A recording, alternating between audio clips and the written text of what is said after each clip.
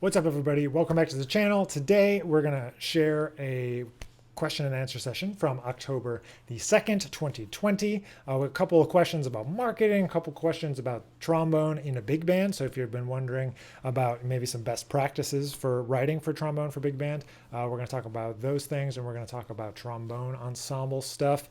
And of course, we're going to touch on some more details from the UNT BAC Jazz Trombone Day and the Jazz Trombone Competition. If you don't know about that, you can go and check out the links down below, and you will find links to that, or just Google UNT Jazz Trombone Day or Jazz Trombone Competition. You can find the information. It's all there for your perusal. So we can't wait to hear your submissions. October 20th, 2020 is the deadline there. So get those tapes in as soon as you can.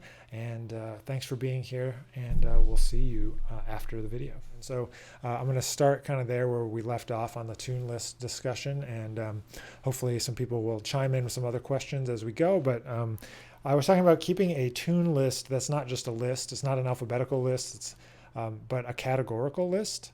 So the categorical list will be, much more helpful, I think. And this was something that Wycliffe talked to me about a very long time ago when I first went down to New York from Rochester to New York to get lessons. And we talked about organizing it by like types of tunes. And I find it's super helpful to see where the gaps are in your development. So these are just broad terms. I'm gonna go a little deeper into how you can subdivide some of these categories after. But so basically you want to do like blues as a category, maybe rhythm changes as a category, ballads as a category, songbook tunes as a category, bebop tunes as a category. That's 5 and 6. The 6th category would be like jazz tunes, like things by like Stablemates or Moment's Notice, or things that are like commonly known tunes that people play but are not necessarily songbook tunes with words like My Ideal or It Could Happen to You or any of those type of songs. Those would go into the songbook category. Even though maybe some of them might cross over into a ballad category, but there's some tunes that are definitely ballads, like In a Sentimental Mood, for example. So I try to keep them in these categories so that I can actually see where I'm deficient, right? So I can see, hey, I don't know enough bebop tunes. I don't know enough songbook tunes. I don't know enough ballads. I only play 2 ballads, Obviously, we all have preferences, which is totally fine. But so I like to keep the tunes organized in that way. I like to keep them categorized, and I ask my students to do the same so that we can see where they're deficient. We can see where they need to learn more songs. They can see how much they actually know. Because I find like a lot of times, like my jazz department at Eastman, they used to give out like a tune list. And then also at Juilliard, we had like a tune list, and it was always kind of just a list, and a big long list isn't super helpful to me because of that. The list is just intimidating, right? Like it's like, why is there this huge long list and I'm supposed to know all this stuff, and how do I even start? It's like much easier to say like, look, you only know 2 blues songs, so you should probably know at least another one or another 2 or 3. So then you can say, okay, I can learn like 2 blues tunes this week, like that's no problem. And then you could go from there and add, more rhythm changes, add more other things. So what I like to do from there, especially in terms of like bebop tunes, especially in terms of songbook tunes and ballads, is like subdivide it again and say like, there's really a lot of important figures and composers in the music, and to make sure that you actually have, like a good cross section of composers within the different subgenres of, jazz tunes, basically. So saying, okay, bebop, right? We got to know Charlie Parker tunes. We got to know Dizzy Gillespie tunes. We got to know Bud Powell tunes. People skip over Bud Powell, but we got to know Monk tunes.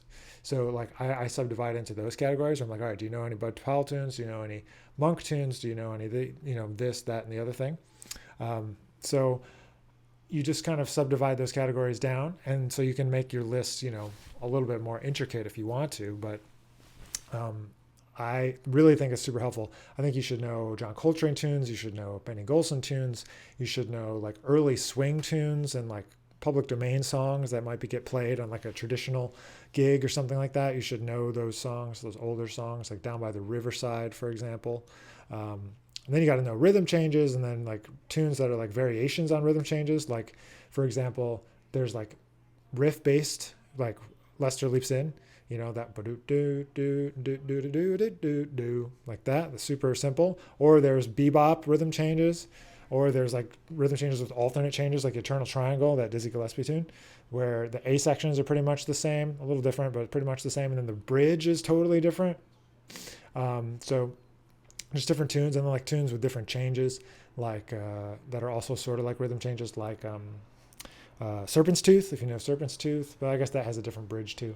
But anyway, so there's like the category, and then there's like the tunes, and then there's like adjacent tunes, and you can kind of break things down in that way. But I find it really, really helpful. Excuse me, itchy nose today.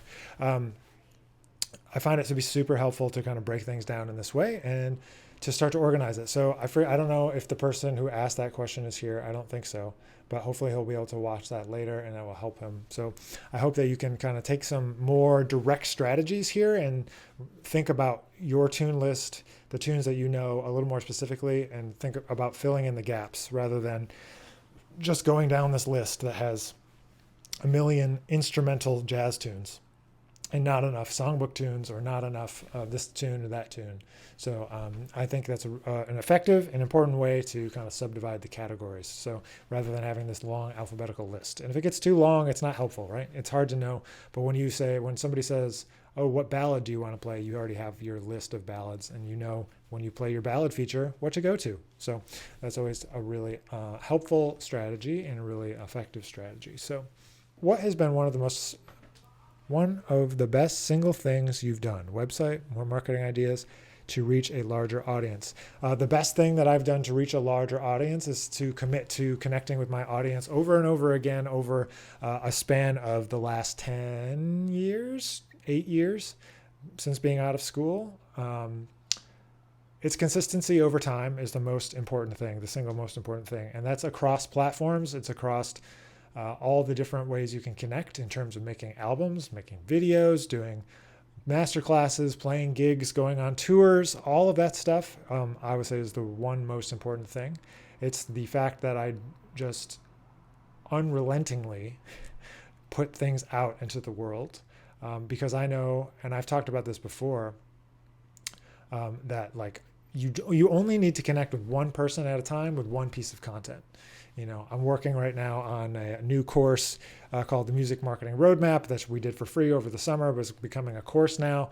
And just making that and thinking back through a bunch of marketing ideas. And just the one thing that always comes back to me about social media is just like, you connect one piece of content with one person. If you can connect with that person on a deep level and have them start to check out your content on a regular basis, you just keep doing that, and one person at a time, and over 5, 8, 10 years, you start to build up those relationships to have an authentic experience, like connecting with them about jazz trombone or jazz or whatever you're connecting them with about. So to me, the single most important thing is that longevity of commitment to connection. I use the phrase create, connect, repeat often. I call a lot of the talks that I do that, because it's so important to just make stuff. We get caught up in an idea of perfectionism all the time. Many people do anyway.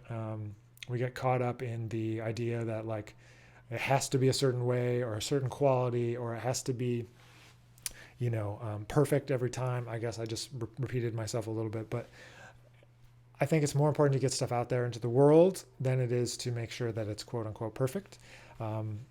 And just commit to putting stuff out. Well, I mean, we got into this field to make music, I think, if you're a musician watching, and you got to make music and you got to put it out there, because if you want to build your following, if you want to do any of the things that we all want to do, like tour, like play gigs, like, sell CDs, get a lot of streams on Spotify, whatever the goal is, you have to start somewhere, and you have to go one person at a time. It's so important just to go one person at a time. I can't tell you. It's just like, you got to do it online. You got to do it in person. You got to do it relentlessly. And, I'm still doing the same thing. I'm trying to do my best to keep that going. I remember the Monk competition last trombone was in 2003. Yep, that's correct.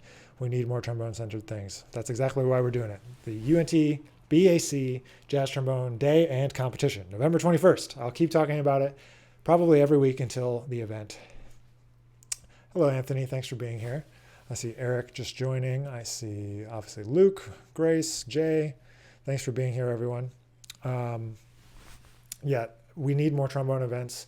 There's only so few things, and a lot of them are so kind of tunnel vision to one thing or another. I mean, it's really, I mean, we just want to get it.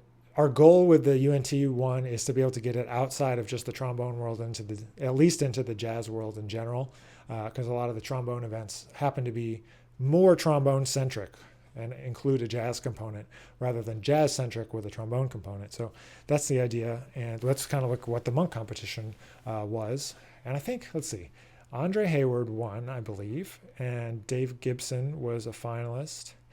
And I remember talking to a bunch of guys that were the final, that were in that first round. And I forget who the third finalist was. Dave, Andre, and I forget. And there was a lot of people that we know now, and I'm not going to name any other names, but that like you'd be surprised, like, wait, that person wasn't a finalist. Like they were one of the finalists, but not one of the like top three. And just so interesting. And I suppose that gets into a wider conversation about, is it like, should music be a competition? But really, you know, I mean, it's not a competition, but to get to the, once you get to the top, you know, 5%, everything is preference, you know. Most everything is preference to who the judges are, who plays really well that day, who connects with the band, whose music connects the best, you know, in terms of original compositions, which are acceptable to send in for the BAC UNT competition, by the way. I encourage, like I said, I was focusing so much on how everyone had a really different approach and really different artistry, you know. It's really important. It's really important to have great artists on our instrument. You know, there was somebody last week that wanted to clarify a question about innovators on the trombone and why we don't have a Dizzy and we don't have a Bird or whatever. Like we do. We have JJ and Curtis and Slide and Carl Fontana and Frank Rosalino, obviously. However, like in terms of the rest of the industry, how come they don't view those people with the same reverence as they view, you know, Bird, whatever. And, you know, I think that we got to keep on keeping on and keep showing them that we can be leaders. We are contributing to this music, and just really believe it. You know, you don't have to be a sideman as a trombonist all the time. And we got to change the public perception. I mean, I think trombone used to be in the front all the time, you know. Tommy Dorsey, trombonist, fronted the band, one of the most biggest bands of his time. Glenn Miller, trombonist, biggest bands of his time. You know, we talked about this last week, but super important. And anyway, so that's what we're doing with this competition. Really trying to put trombone in the spotlight here. So it'll be totally free. So as we get closer, there'll be links and you can share the links. And I hope you can tune in for some or all of the day. It'll be all day that day with performances and masterclasses sporadically spread out. November 21st. Difficulty with smoothly executing passages. Well, the first thing would be to make sure that you're comfortable playing fluidly in the upper register to begin with. So what I would do is do some kind of like flow studies with scales or something like and fast to be faster. Up a half step. Take something that's comfortable and speed it up, move it into the upper register so that you can actually play it fast in the upper register. Another thing to do is to take whatever tonguing technique you're using, whether it's single tongue, double tongue, and practicing it slow. So if I do double tongue, so I would go do go do go do go do go do go do go do go do go do go do go do go. So a tempo that's not of double tongue tempo, quote unquote. However, but doing the double tongue to practice it and get it up to speed here, so that you can feel like you're strengthening that double tongue. So that's number one. And number two is to approach the high register with ease, right? So I see a lot of trombonists who try to force it out or try to like attack the upper register. They try to like pound it, right? They're like, I gotta muscle it. And the more we do with our air and the more we do with kind of just playing rather than the easier it is to kind of play in that register. And it's not to say that you can't play strong or you can't accent or you can't slam a note, but you can't approach it that way mentally or physically, because you kind of like get tense, you squeeze in, you lose the inflation ability of your lungs, right? So all of those things. So staying relaxed, staying tension free, relying on the air to do the work. You don't have to muscle it. You don't have to like squeeze every muscle in your body to get a high note out. It's actually going to defeat the purpose, right? So just playing with great technique as you would on any part, and practice playing stuff in the upper register. So what I mean is like take a melody, like a bebop melody or something, some kind of melody that has a bunch of leaps in it, has a bunch of technical stuff to it, and then put it into the upper register. Like, Donna Lee has a fair amount of like G, A flat, F kind of stuff in it and you got to play it nice and clean. You got to play it nice and smooth. If you can play Donna Lee in the upper register, if you can play like, let's see, what else? You could play Serpent's Tooth, like the A sections of I had mentioned that earlier. Like that's all in the upper register. So take some kind of bebop line and play it in the upper register so that you can practice what that means, which is doing leaps, which is playing with that connection, relying on the air, not slamming, getting rid of the tension, and just overall being more relaxed about it. The more you try to force it, the harder and worse it's going to be. That's my experience anyway. That doesn't mean it'll be everyone's experience, but as soon as I stopped trying to like slam those high notes, as soon as I stopped to try to like prove to somebody that I could play high, the upper register notes started to be more accessible. So those are a few things. I know that was a long answer. A short question. Oh, and one other thing, Jay, is to make sure that you're using the right vowel shape inside of your mouth. So a lot of times what I find is players who are specifically players that are classically trained, they try to keep that same round open sound in the upper register. And I'm not saying you shouldn't have a round or open or warm sound in the upper register. You absolutely should. But the vowel sound has to kind of compress a little bit to kind of get it out. So it can't be this ah syllable that's like this big. It has to kind of become e, ah, e, ah, e. You have to make sure that you're adjusting to the register that you're playing in. So take that as you will. What are some things, from Josh Cassette. Hi, Josh. What's up, Prof? What are some things that trombonists like to see in big band charts versus things that one should avoid writing? The biggest thing that people like to complain about is if you write low B flat to B natural, because most people in a big band are probably playing a small bore instrument, and that B flat to B natural is quite annoying. It is annoying. I mean, sometimes I write it though, just to be annoying and just be like, hey, you should be able to do this, guys. And then you get a hard time. But that's one thing. I'm sure that people have brought that up to you before. So low B flat to low B natural. It's because it's first to seventh. And if it's fast, yeah, that's hard. We don't really like to play in unison all that much.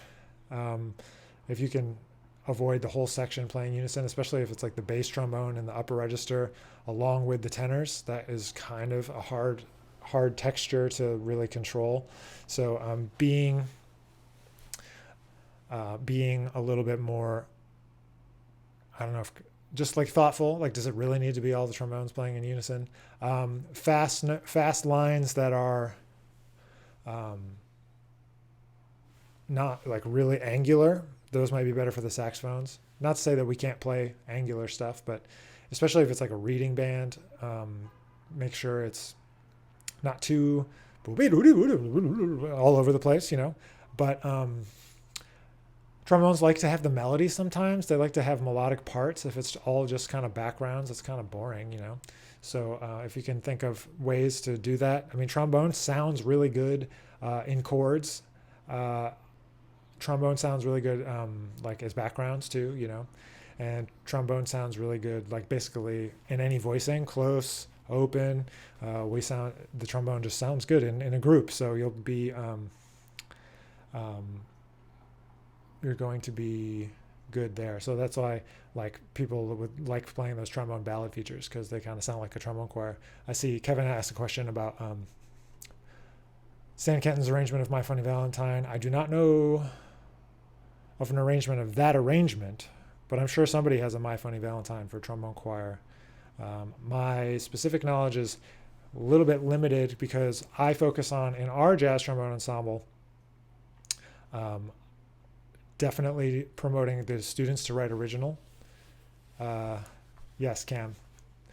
Trombone is just the best instrument. We sound the best in a group for sure.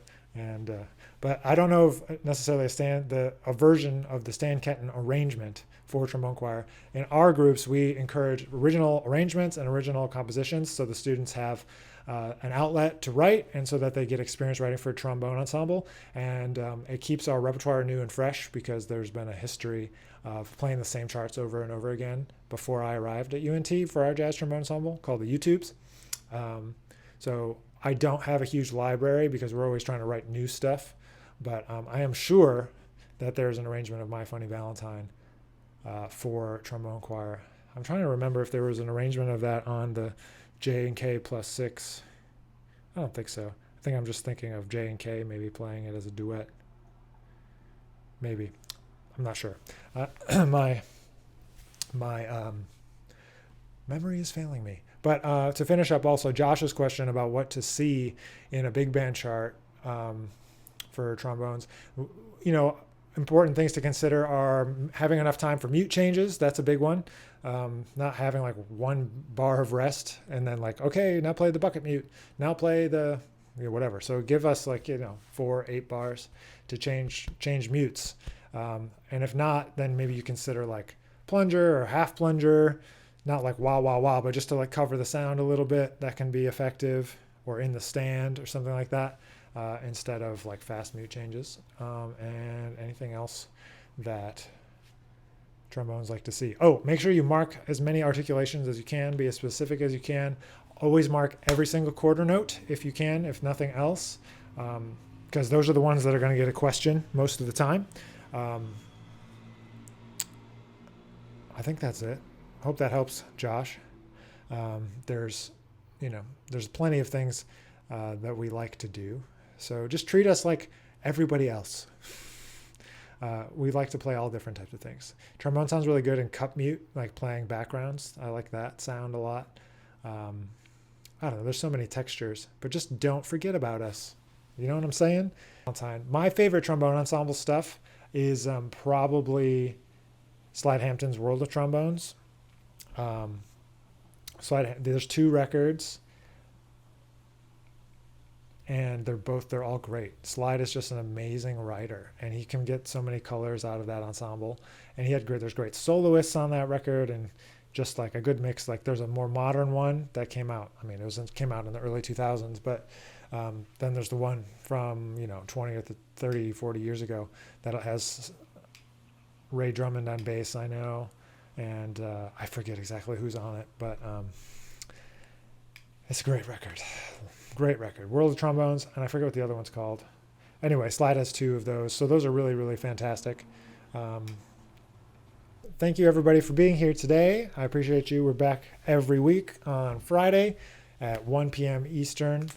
I think, no, not next week, but in 2 weeks I'm going to have to do it at a different time. But every week on Friday afternoon, we're getting together, talking jazz trombone, talking jazz, talking music, and I will see you all next week. So thanks for being here, and have a great weekend. See ya.